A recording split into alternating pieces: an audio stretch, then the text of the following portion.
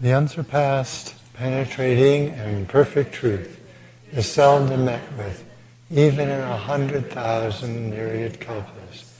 Now we can see and hear it. We can remember and accept it.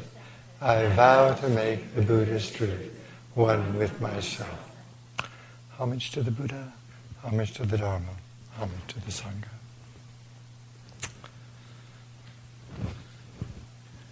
There was a recent gathering in Throsell for the order, and I wasn't able to go, but I was listening to the tapes, and one of the younger monks was talking about coming to this practice because he wanted a challenge.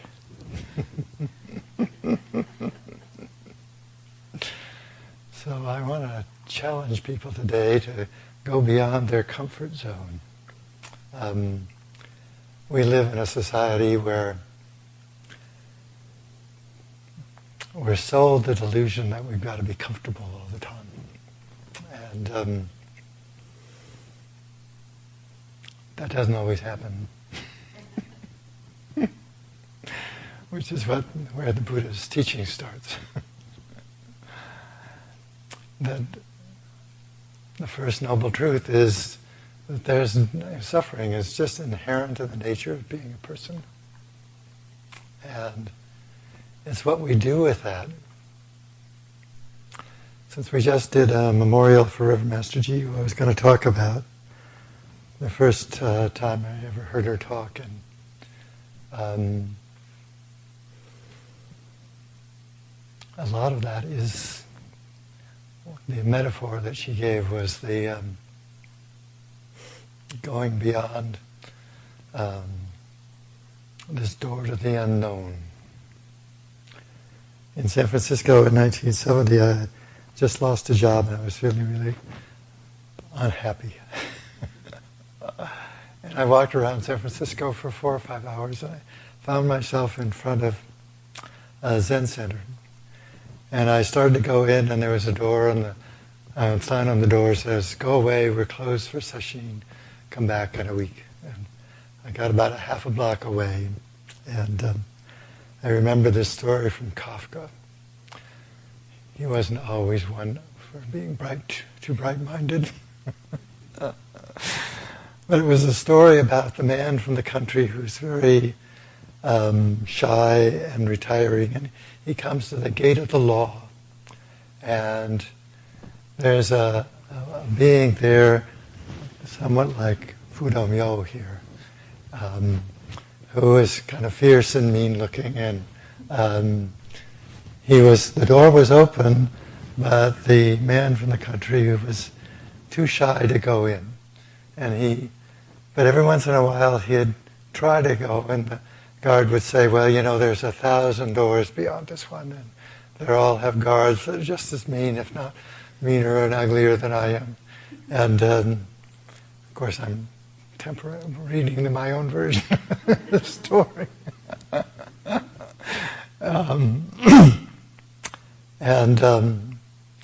So he's about to die, and the guard walks over and says, "That door was meant only for you." So I got the message. Okay, so I turned around, I went back to Zen Center, and I knocked on another door. Different door that didn't have a sign on it. I got let in, and they were having tea and a cookie, and I couldn't really hear what the Suzuki Roshi was saying, but they told me afterwards that I could come back the next morning at 5:30. And so I did. And after the sitting, they said that Kenneth Roshi was giving a talk that week. So I went on Wednesday night and listened to her talk. And she talked a little bit about how there isn't any competition in Buddhism between the various sects. In Japan, there's Soto and Rinzai, but if one of the abbots thinks that one of his disciples would be better off in a Rinzai monastery, he would just send them there. And there wasn't sort of any competition that one way was better than the other. You just have to find the one that works for you, or the one you're willing to work within. It's more the question.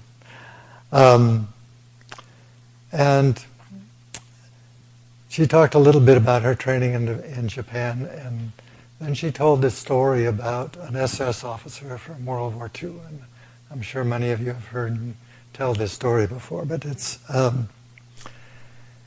his job was to mete out punishment for people convicted of espionage.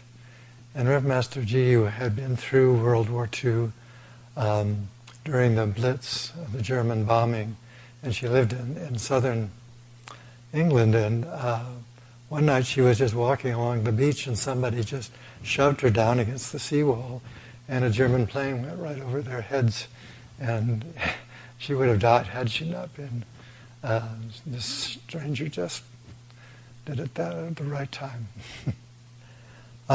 So she was not a friend of the SS, and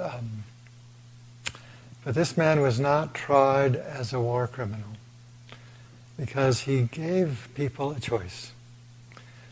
He had two doors behind his desk, and he said, they were both painted black. He said, this one is the firing squad. I can't tell you what this one is, but you get your choice. And when I first heard that story, I thought, what kind of torture have they come up with? It's worse than the firing squad. And I wasn't so sure that I would be taking that door. But she said, this is Buddhist training, this door to the unknown. And the officer had a car with its engine running, waiting to take anybody across the Swiss border who had the courage to take it. And this is where we're challenged in Buddhist practice, is to realize that we have to change our habits. We have to go beyond what's familiar. And every day we're confronted with something we don't like or don't want or don't have or don't want to have. We're always, something will happen in a day where it's not quite like what we'd like it to be. And in our culture, most of the time people are encouraged to find a way to fix the outside so that you can be comfortable. And the Buddhist practice is to learn to fix the inside. In the Sandokai it says, with the ideal comes the actual, like a box all with its lid. Which means that the actual is in fact the ideal. And it doesn't always look like that. And what has to change here is how we change our perceptions. When River Master was training in Japan, she was a Western woman in an all-male monastery. One of the officers had to lose their job, and for her teacher to get a consensus of the officers to have her come in as a monk. And although she'd been ordained in Malaysia, she was in the guest house for 3 months until they sorted this out. And the way they sorted this out was somebody had to lose their job. And because Kohozenji needed a consensus of the officers to admit her into the monastery. And and so in her diary, she, in a British understatement, she said, the new director came to greet her. Which meant the old director wasn't there anymore, and that the new director got the job because he would agree to having her in the monastery. And she didn't explain how some of the friends of the old director were not too happy with her being there. And there was also, just the culture in Japan wasn't particularly open to having women in an all-male monastery. Kohozenshi had this vision that women, as the Buddha said, could go just as far as men could in the training. There wasn't anything different in a spiritual sense from the ability for women to train. And we now live in a culture where that's possible. Although even in America, the Equal Rights Amendment did not pass because it needed 2/3 of the votes of all the states. And there's still a lot of places in which women are not equal. If you look in Congress and in the Senate and a lot of our government offices. There was an interesting book someone gave me about the different cultures in the North America, and some of them are like the Puritan culture, some of them are cultures from a lot of people who settled from the English-Scottish border where they're always fighting one another. And there was a slave-owning culture, there was the Mexican-American culture, there were cultures on the West Coast which were very different from the cultures in the rest of the country. And the cultures in Canada, the last one he talked about was the Inuit culture. And he was interviewing one of the women who was the head of the government, actually. And she said, we have a secret weapon. The women are in charge.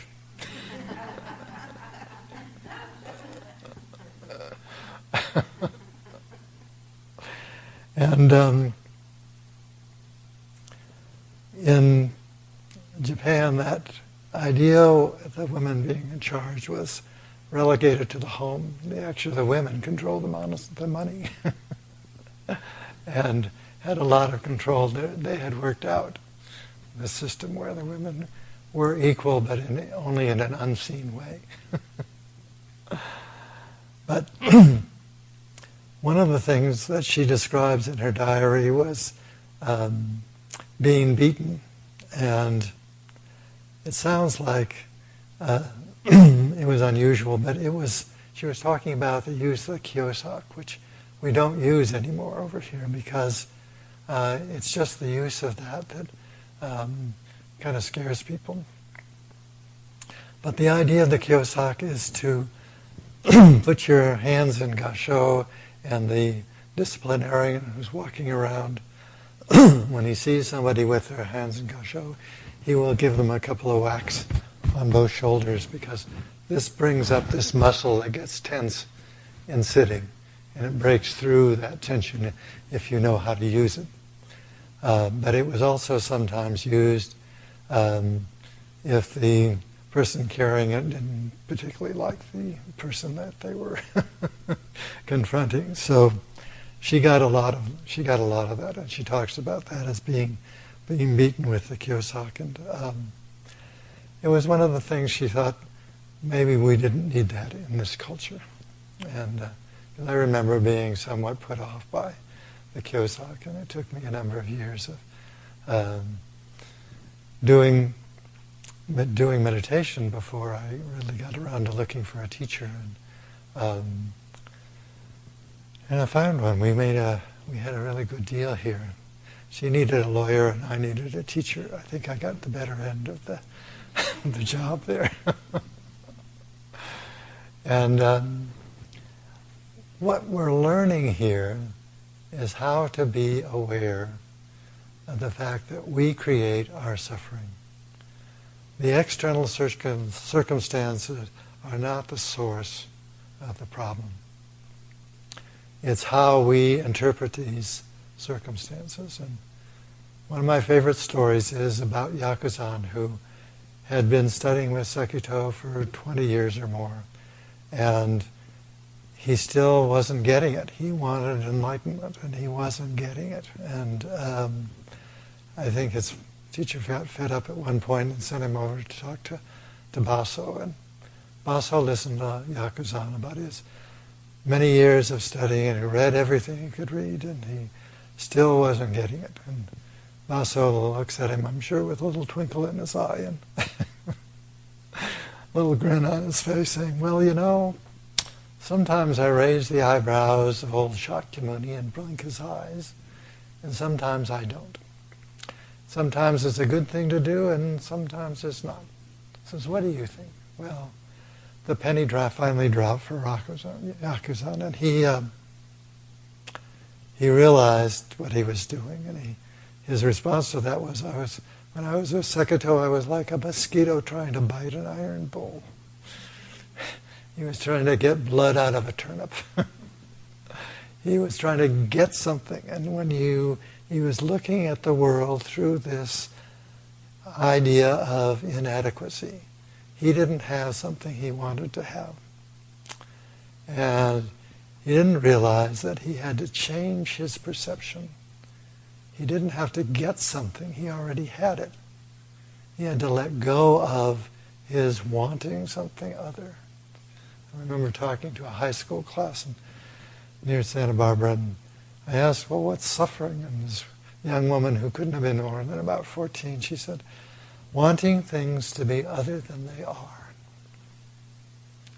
And I think it was one of the Buddha's way of describing that too. On River Master Diyu's stupa, there's this quote about when life comes, there's only life. When death comes, there's only death. All acceptance is the key that unlocks the gateless gate. And that all acceptance is when you're confronted by things that are difficult or difficult people. I just heard a talk by Ajahn Brahma about difficult people. And he says we all have them. This is why we live in the monastery. We're just full of difficult people. To the outside it looks like, oh, they're all nice and smiley and whatever, and you don't see somebody getting upset and telling you exactly what they think. And that sometimes happens. There's a lovely book by Ajahn Sumedho. You don't even have to get beyond the title, but the title is the perfect part. Don't take your life personally. Well, that's exactly how we create suffering, is because we take our life personally. And what you're learning in Buddhist practice is how to be at ease. This is what the meditation and the keeping the precepts is all about. If you can keep the precepts, and if you can do your meditation every day, you put yourself in a position where you can be at ease. What you have to do is see all the places where you're not doing that. It's just like meditation. You notice that the mind is wandering. You see, oh, I'm not meditating. That's when you're meditating. It's when you see you're not. And the same with keeping the precepts. When you see that you're breaking the precepts, when you can see where you're creating tension for yourself, when you see you're being critical of somebody else, when you see that you're getting angry, when you see that you're proud of myself and devaluing others, when you see that you're breaking the precepts, then you have the choice to let go of that and be at ease, or hold on to that and create more tension. And this is why we're suffering, is because we're not willing to see this all the time. We had a difficult person recently who was suffering from serious mental illness and serious delusion, and everybody else in the universe was causing her problems. And somebody tried to tell her, well, that's a clue. It may not be the rest of the universe. But when somebody is mentally ill, they can't make that shift to perception. They're perceiving through this glass of fog that the self creates. But we have to see that we have those glasses of self that we need to take off. They're very dark glasses too. And we're in a very bright room. We may not need these dark glasses.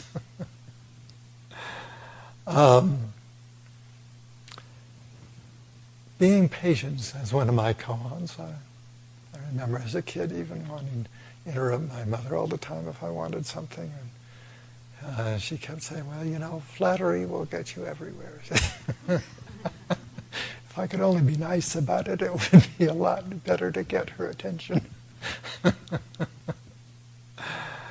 And being patient is one of those situations where you have to be there when you want something that isn't happening, and you need to just relax with that.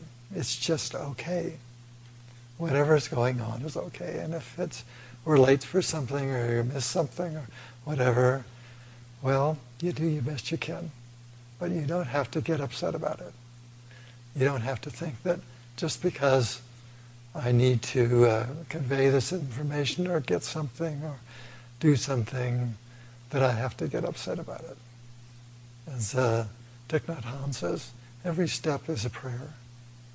So just if you have to take a few more steps than you were counting on, well, every step is a prayer if you make it that way. But it's this subtle shift in how we look at things.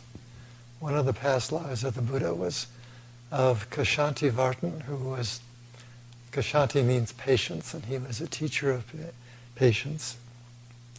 And it's kind of a difficult story because this person inherited the kingdom. He was the prince, and his father died, and he got the job, and he didn't want the job. And he wanted to go off and be a monk, and so he hands the job off to his very, very young baby brother and goes off and does his training. And his brother becomes an adult and takes over the reins on the kingdom. And at one point, he goes on a picnic in the jungle with his entourage, and he has a big meal and he falls asleep.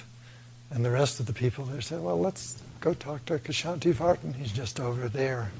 And so they all get up and go and listen to this Dharma talk. And the king wakes up and nobody's there. And he's in a rage. So he goes around looking for the rest of his entourage, and he finds them, and he says,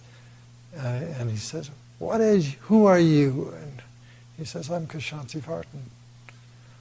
So you're patient, are you? Okay, well, teach this. And he starts cutting off his arms and hands and legs and stuff. And this man really was not taking his life personally. He was able just to sit there.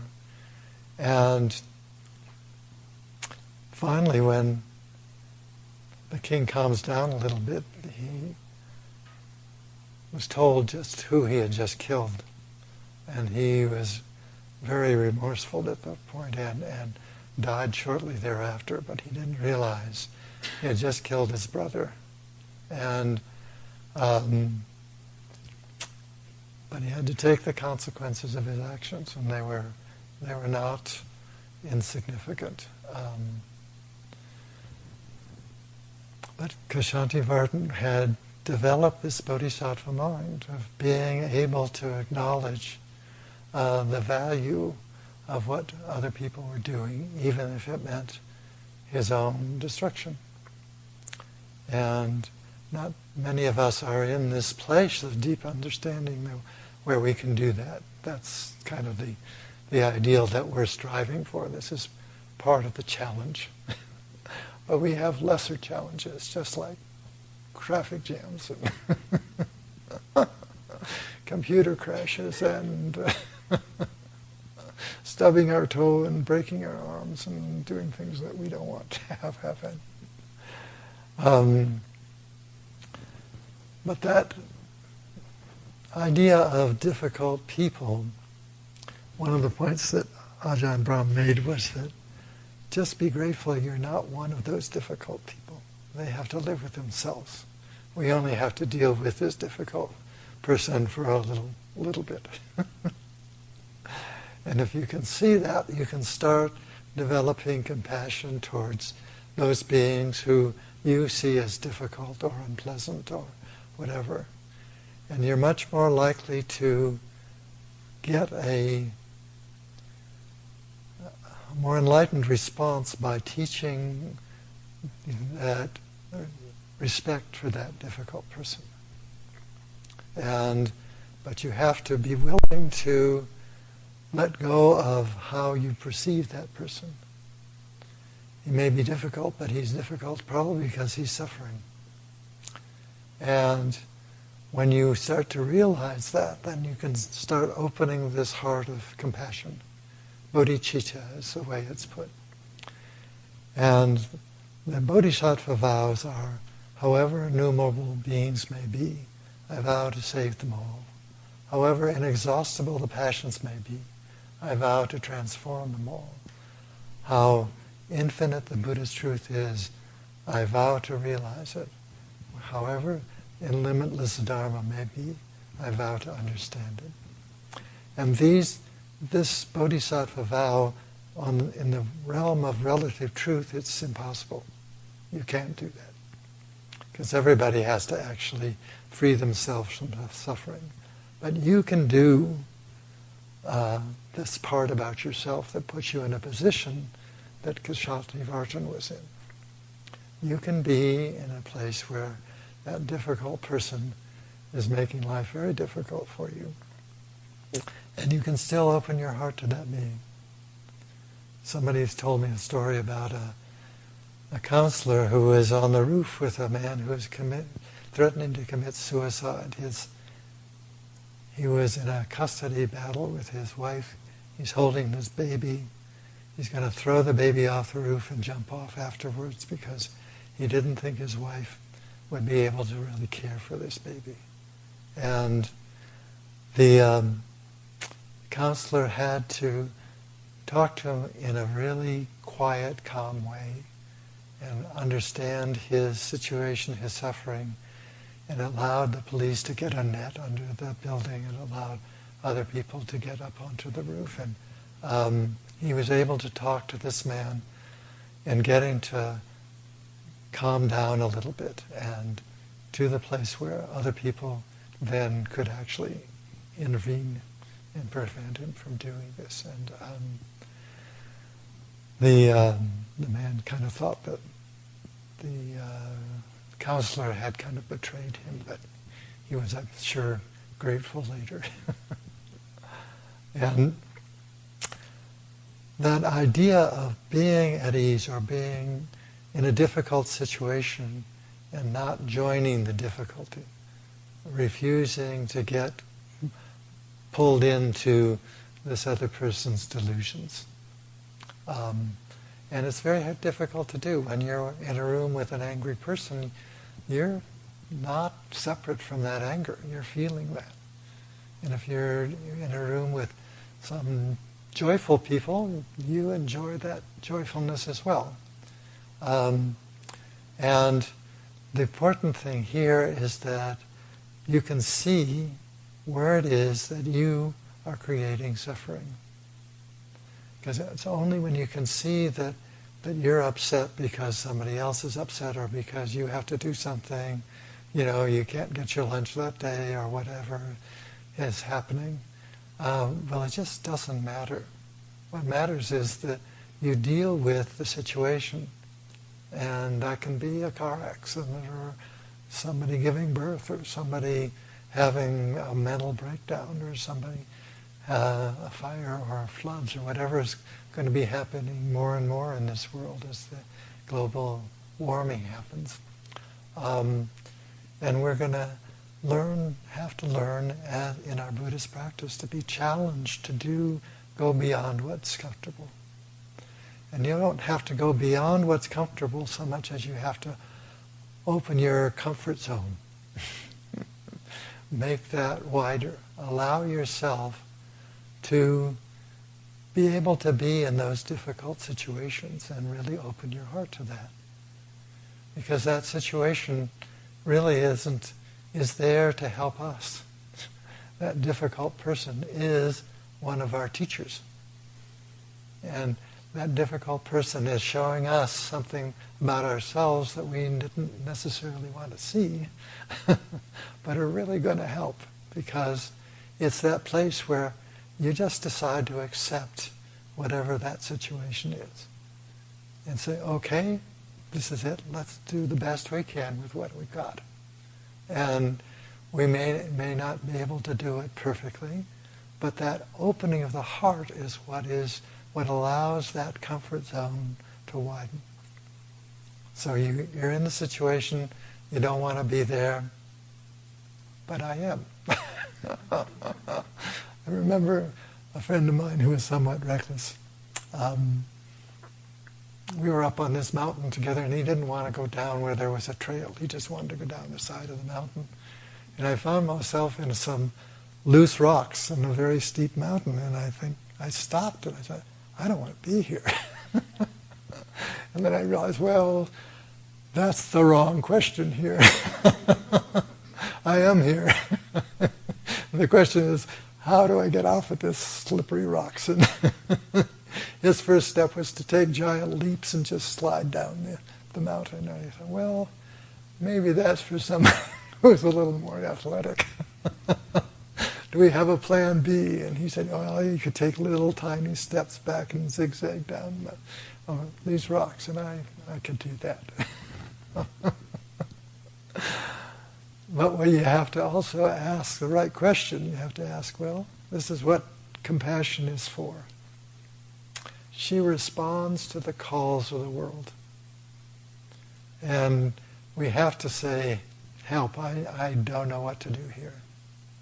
And that's a really important step because, for a lot of men, they don't want to admit they don't know how to do something. I gotta do this, I'm going to do this. And that's how they perceive a challenge. And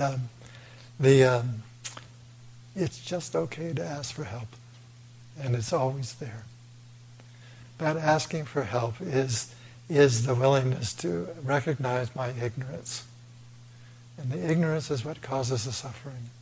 And when we can acknowledge that, we can go to that place where you can open your heart to that ignorance. I don't know what to do here.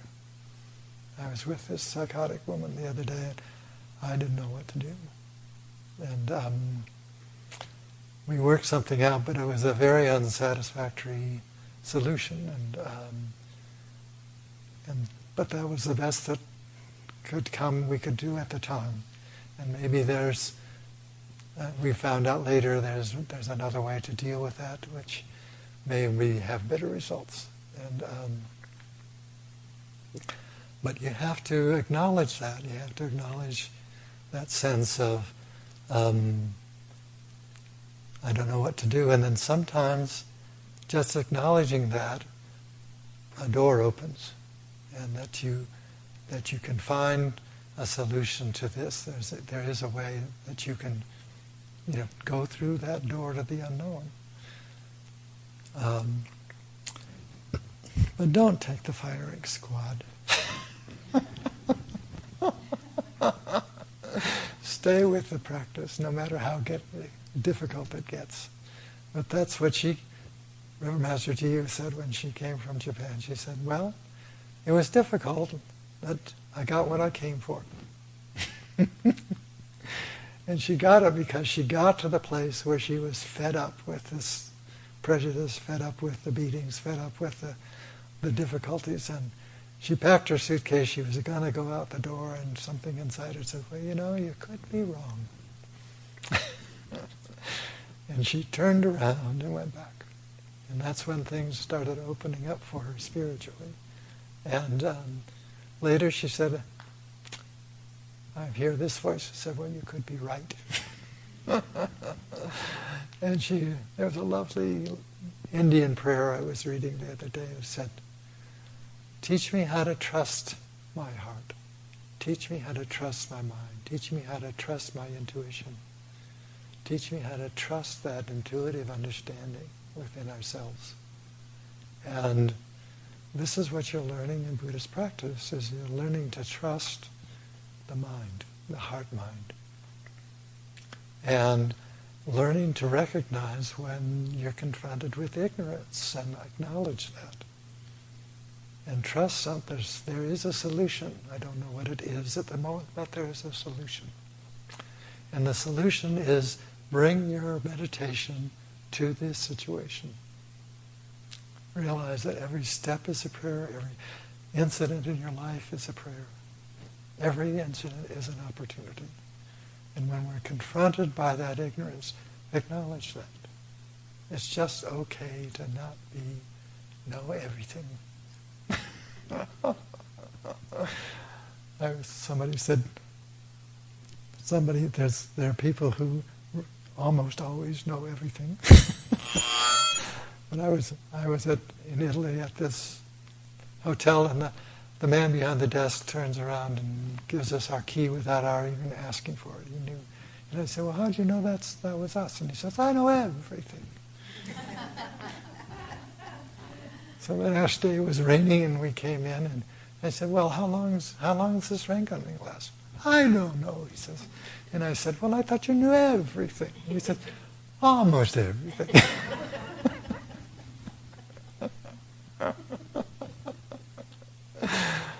And our ability to deal with difficult people is just exactly what we're here to learn in the monastery. She said the monastery was like a rock tumbler. And I was showing Pat around this morning, and she said, well, all rocks are gems. There's a gem in every rock. And that's what those rock tumblers do, is that they polish those rocks and turn them into gems. That's what Kishtagarbha does. And she said, well, her job in the monastery was just throw in more grit. And the monks all bump their shoulders together and run across their difficulties and get the chip knocked off their shoulders from time to time. And it is difficult to live with 20 other people or 25 other people, and it's always going to be their fault. But sometimes it's not their fault. Sometimes it's my ability to change my perception. Sometimes I can open my heart. And as Baso said, sometimes it's good to do and sometimes it's not. And sometimes I can do this and sometimes I can't. And give yourself the patience and give yourself the room to be able to understand your ignorance. And you have to when you get older like me. Your memory doesn't improve with age. Especially remembering names. Give yourself space to just be who you are. And sometimes it's somebody who's old, sometimes it's somebody who's impulsive and impatient. And knowing that you can open this heart of compassion to yourself as well as to others is really what our practice is about. And every day is an opportunity, so take it.